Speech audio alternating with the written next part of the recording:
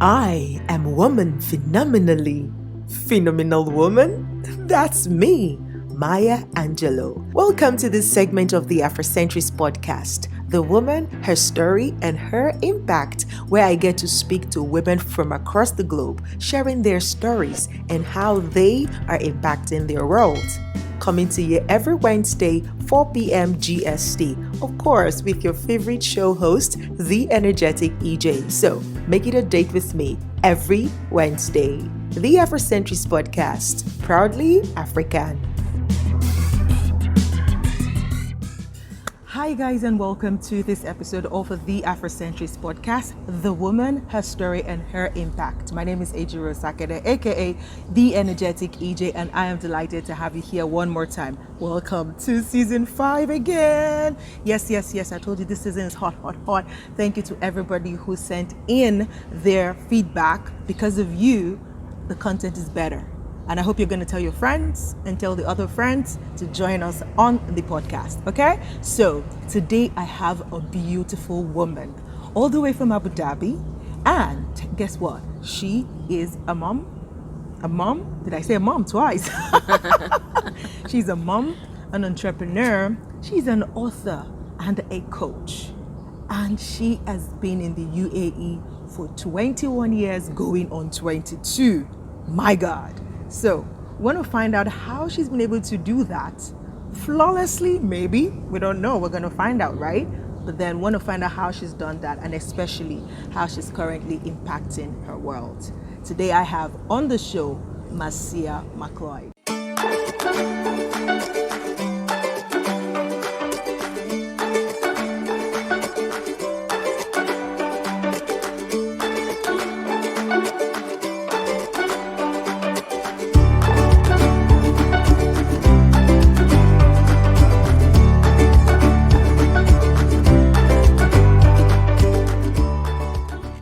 Marcia, how are you doing today? I am fantastic. I see. All the better for seeing you. Oh, you look so gorgeous. Thank you very much. Doesn't she? She does, yeah? Just look at her.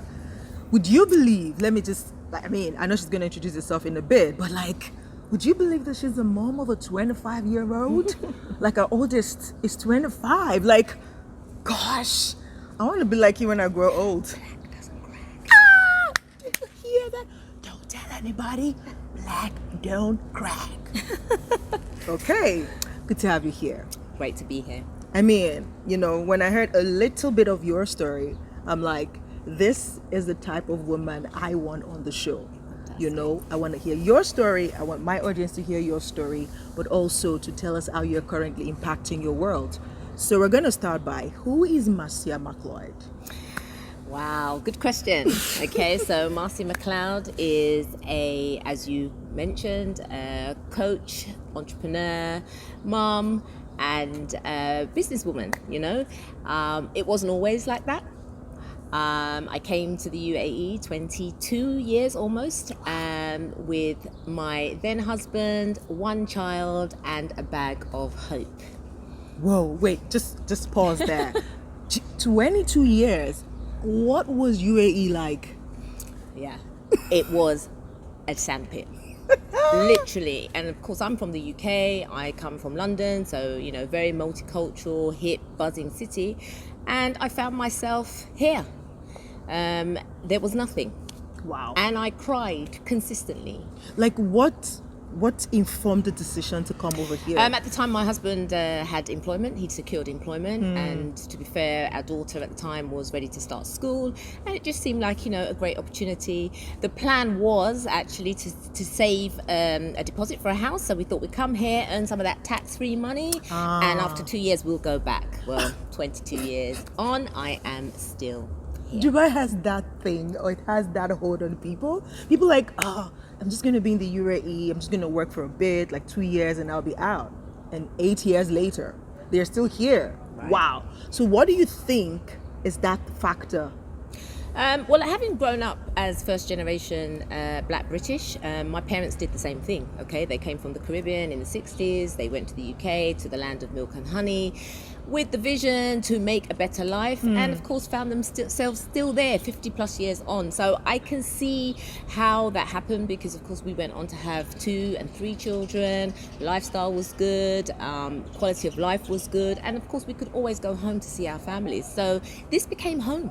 Absolutely. So before we dive into or the things and the work that you started to do over here, what is the best part of being in the UAE for you? I would say definitely quality of life. I've watched my parents struggle, and everything was about work, and the focus was about work and earning those coins. And I'm not saying that I haven't worked or my husband didn't work, but I just feel that we had a better quality standard of living, more quality time with the children, and we were able to give our kids a great start in life. And I think that's something that I may not have been able to do had I been back in the UK. I see. Fantastic. I mean, well, this is not to kind of advertise for the UAE, but really, it's a cool place. Okay, you want to check it out? At least come and visit. Yeah, you want to check it out? Slide into the DMs. I've got connections. Me too. So we've got connections, so that if you have questions around that, just slide into the DM and ask. Okay, now back to Marcia. So apart from the family life and everything, when it comes to work for you, how has that journey been? That was a challenge. When I left the UK, I worked with young offenders. I was in the criminal justice system. So, of course, I gave up my job. I came here as a dutiful wife. And then, of course, found myself not being able to secure work. So this was something that was difficult for me. I had never been in a position before where I was completely reliant on someone else. And so, once my daughter went to school, my husband went to work, I found myself feeling a little bit frustrated. And this kind of went on for at least a 10-month period. And the truth be told, I had decided I wasn't coming back after the summer holidays. I was not coming back. I couldn't do this life, as much as it felt like it was going to be amazing being this lady of leisure. The reality was not that at all. So this is when I started to understand the power of my passport, right? Because before I travelled that summer, a parent had actually approached me and said to me, look, have you ever considered teaching English? And I thought, teach English? Me? You must be crazy. Like, no way. I've never taught anything in my life. And she said, look, honestly, you just need to be a native speaker. That's it. That's the only prerequisite. So I thought, okay, go along to the interview. Of course, I went along and got the job. Oh, wow. So the job was to start that coming September. So that was a purpose for me to come back. Awesome. And actually, that was the beginning of everything. Because I then started to teach. I was then able to make my own money. I was then able to make my own friends. My independence grew. My skill set grew, because now I was training and doing all sorts of things. And so I then became a qualified teacher after 5 years. I did a certificate in English language teaching. I then went on and did my diploma a few years later, which then meant that I could now train teachers who wanted to teach English as a second language. It moved from just teaching kids to then training. I never taught kids, actually. I never taught kids. It was always adults. I taught. And so it then brought me into the corporate world. I was then able to get into a lot of the high profile companies, doing soft skills training. So it opened my network. Absolutely. So then how did you segue into coaching, I guess? Okay, so I segued into coaching because actually throughout that journey, as much as I mentioned before, I worked in youth justice, I came here, I taught, but always along the way, I was always helping people, right? This is something that's been innate in me from as long as I can remember. So, I would have lots of private students, they would offload and share their personal stories with me, and I would listen. But what I will say is that although I was doing these things, I wasn't happy. How come? My job, I wasn't fulfilled. Something was missing. I always felt like something was missing. So again, I had different roles. I had the wife role, I had the mother role, I had the employee role, but I wasn't fulfilled, EJ. I wasn't fulfilled. And so at one point I felt like I'm living my life for everybody else. Except you. But except myself, right? Well, let's just let that sink in.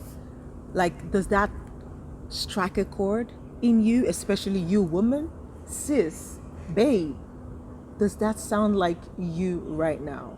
If it does, then pull your seat closer and hear how she's been able to move from that to who she is today.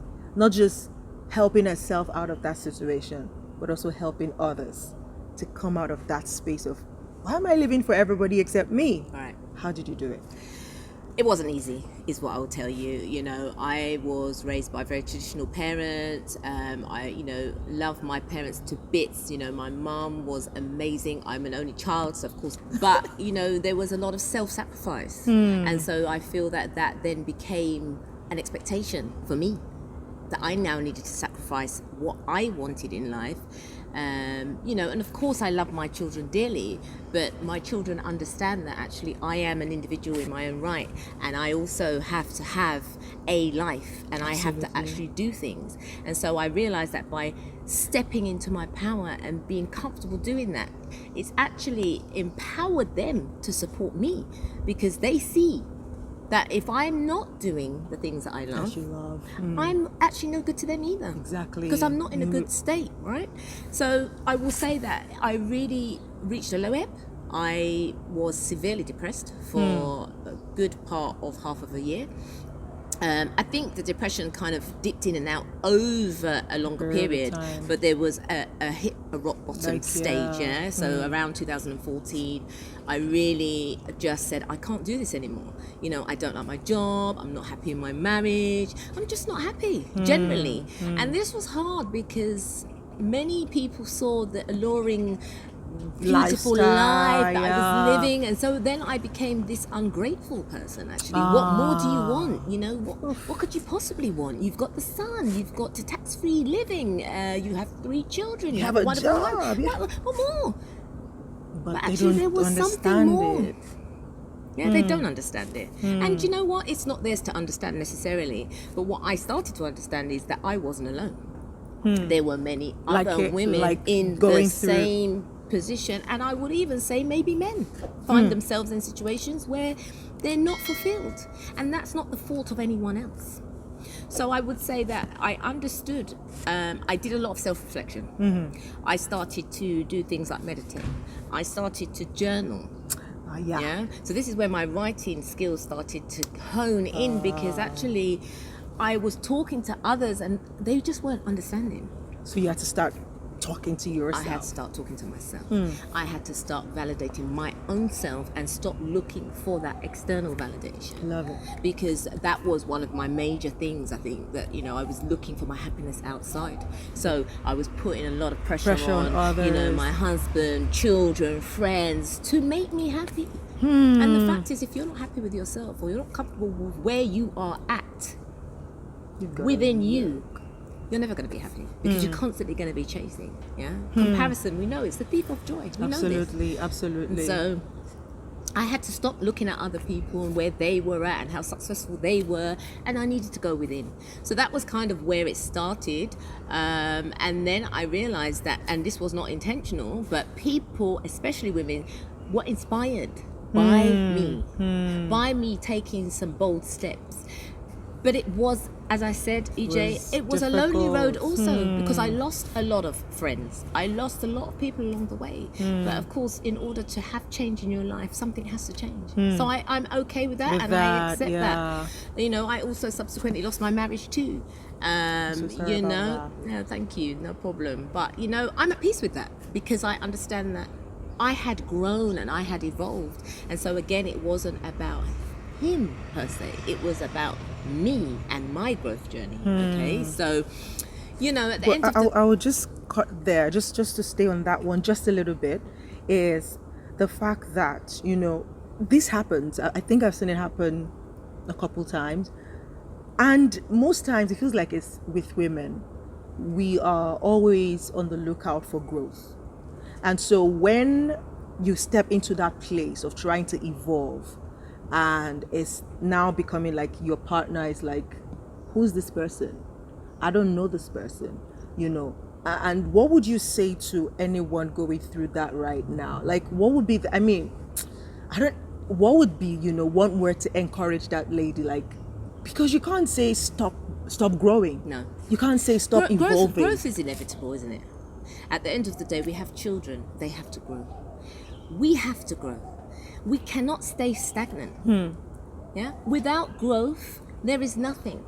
So I would say, and again, I'm not advocating separation or divorce or any of those things, but anything that's going to hinder your growth process, you really need to reassess.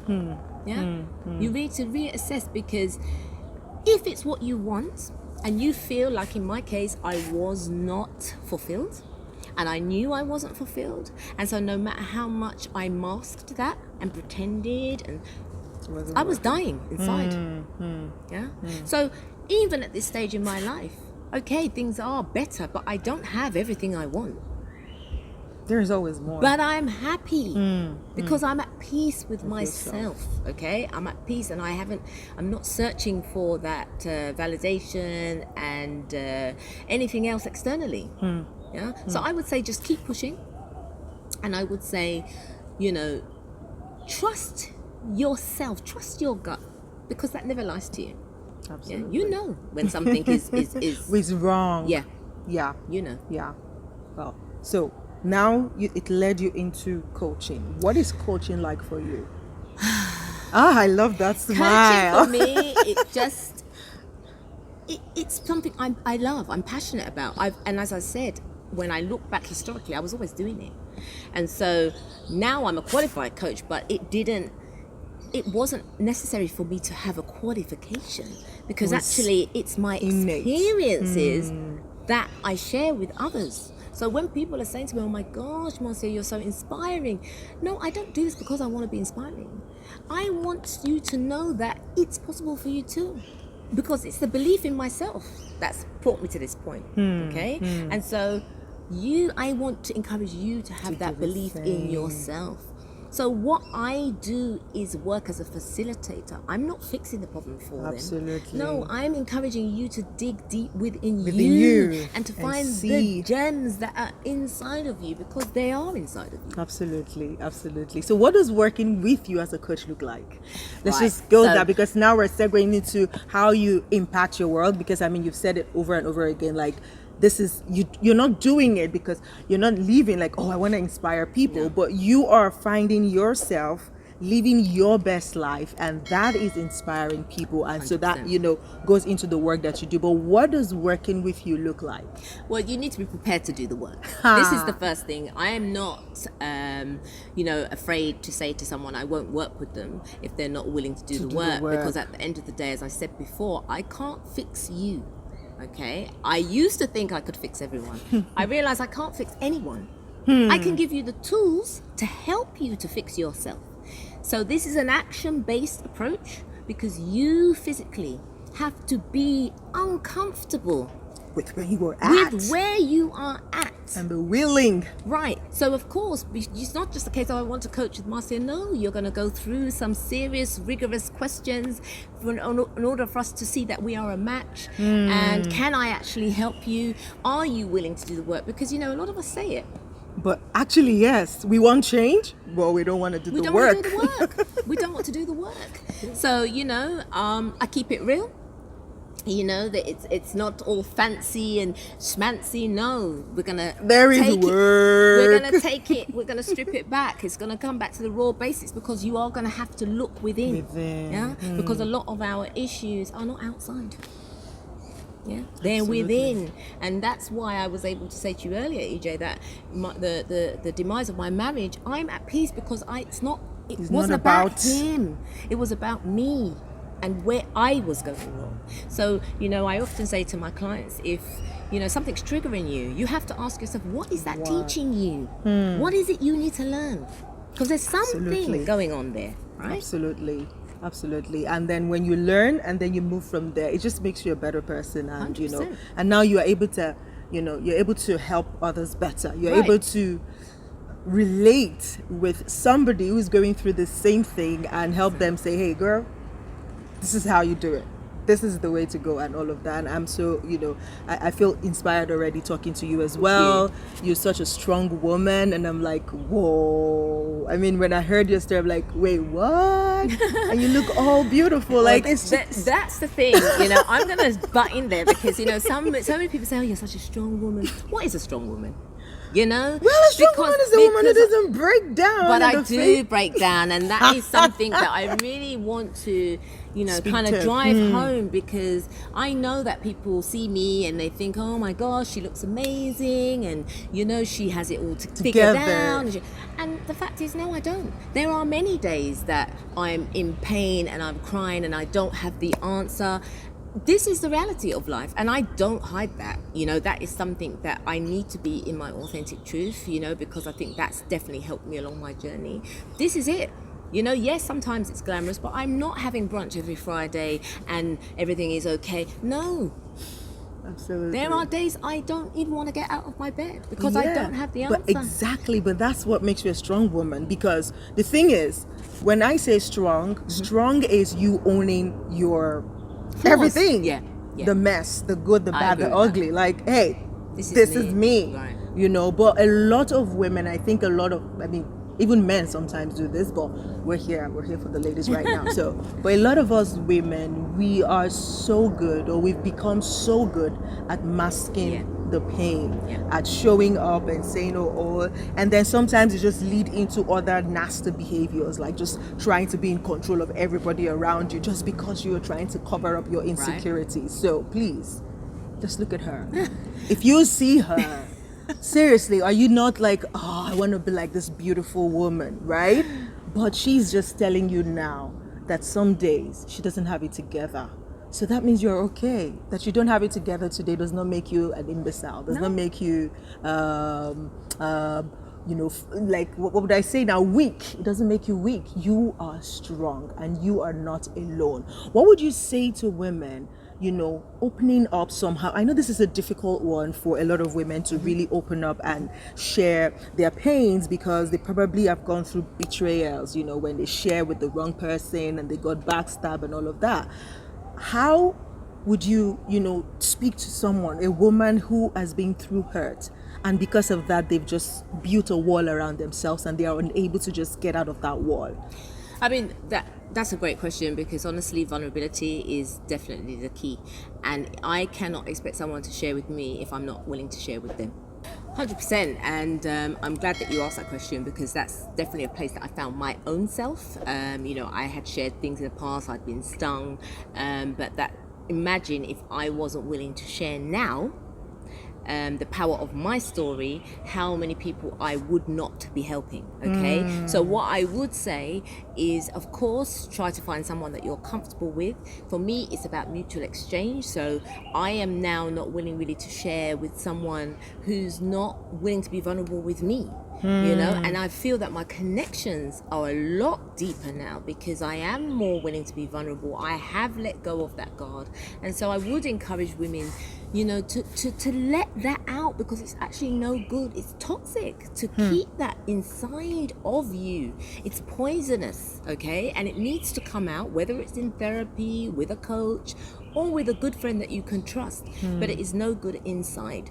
And as I said before, I think, being willing to share, you just never know who you may touch and whose life you could change just by sharing, because, there's so many people out there that think they're alone and that they are the only ones that have this experience.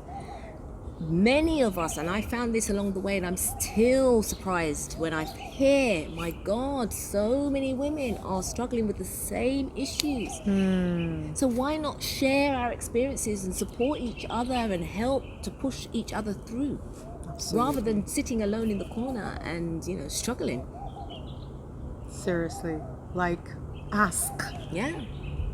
Ask for help, really. Like, I think, or I would say that I'm one of those who find it difficult to open up. Like, of course. It's so hard. It's so hard. But I'm enjoying, or I'm embracing being more vulnerable, and I found it really, really, really helpful. That's because fantastic. I feel, and I'm like, sometimes And that's what you say, like, or what you said, saying that just know who you want to share with. That's right. Pay attention to the connection. That's right. Because when you just feel that connection, bam, go with it. The few times that I've been able, your guts, the few times that I've been able to feel or sense that connection, and then I open up, it's been amazing. Yeah. Like the support and even the healing that comes from it is priceless. So I mean, one of the things, as you were speaking, I know that we fear the judgment. Yeah, we don't want to share because we feel that, and I know in the past I haven't asked for help. But when I've been vulnerable and I have asked for help, I'm surprised because people just want to help. They just want to help, but how can they help if they don't know? No, serious. Please don't be silent. Like if you forget anything, I hope you don't, because you can always click replay. You can always click rewind and watch this whole series again from the top. But if you forget everything, but please don't. Just remember this: never be silent, right? I keep saying this, like there are good people out there. There are kind, like genuinely kind people who are not doing what they do to get something back. They're just really good people. So don't be fooled by the negativity around, the world today, to say people are bad, people are this. There are still good people. You just need to spot them out and be one yourself. That's because right. when you are a good person, you also attract good people into your life. Your vibe attracts your tribe. Ooh, say that again. Your vibe attracts your tribe. Remember that, says Marcia. Okay, so Marcia, Yes. I'm feeling like people were looking at this and like, I love this woman, I love her vibe. How can they connect with you? Okay, so you can find me on Instagram at being Marcia Mcleod. You can also check out my website. All the links are in my bio. And if you check out my Instagram, you can see what I'm up to on a daily basis, daily inspiration, and food for thought. Look forward to seeing you soon. Awesome. So also, I know she has a coaching program, Yes. right? So we're gonna put the links, all the links, Instagram handle, website address, everything. I'm gonna add it to the description of this video and also of the audio podcast. So please, you want to check that out for your coaching program. How do you onboard people? Okay, so I'm actually currently working on a masterclass where I will be giving further information, but I also do one-to-one, so people can reach out to me in my DMs on Instagram, or you can check out, as I said before, my website and contact me that way. Awesome. All right. So thank you so much for being it's here been an today. absolute It's pleasure. been an amazing time speaking with you. Thank you. And I wish you all the very best in your coaching. We forgot to say something about a book. What's your book about? So that we can also leave the link in the description. Okay, so I've currently co-authored on a project with 21 other authors, where it's a book about relocating to the UAE for Black and Africans. This is something I wish that I had access to back 22 years ago, and it's literally just a snapshot of 22 people's lives, various different walks of life, but their experiences as expats. I'm also in the process of actually writing my own book, my story. Yes. So it's at the editing stage, so that will be coming out soon too. Watch out. You are gonna love it. Like, her story needs to have a movie with it later on, so please watch out for that. I'm also going to leave the link to the book that she co-authored, and then just follow her on our social media handles so that you can stay in touch and know when her book is going to be out. Thank you so much for being here. If this is your first time on this YouTube channel, this is the Afrocentrist podcast. Please click on that subscribe button and please turn on notifications so that you are alerted, because this season 5, like I'll keep saying it every episode, season 5 is later than before, okay? So don't miss it. Subscribe and also share with your friends and loved ones. And please, if you do have any questions, suggestions, or you want to reach out to one of my guests and you don't know, you want to connect, please, I'm a connector, okay? That's one of my superpowers. So you can always reach out to me by sending me an email to theafrocentrist@gmail.com, or you can also follow me on Instagram at @theenergeticej_, and let's connect. All right, till I come your way again next time with another guest, another beautiful woman on The Woman, Her Story and Her Impact. This is the Energetic EJ signing out. Love you. Peace. Bye. Bye.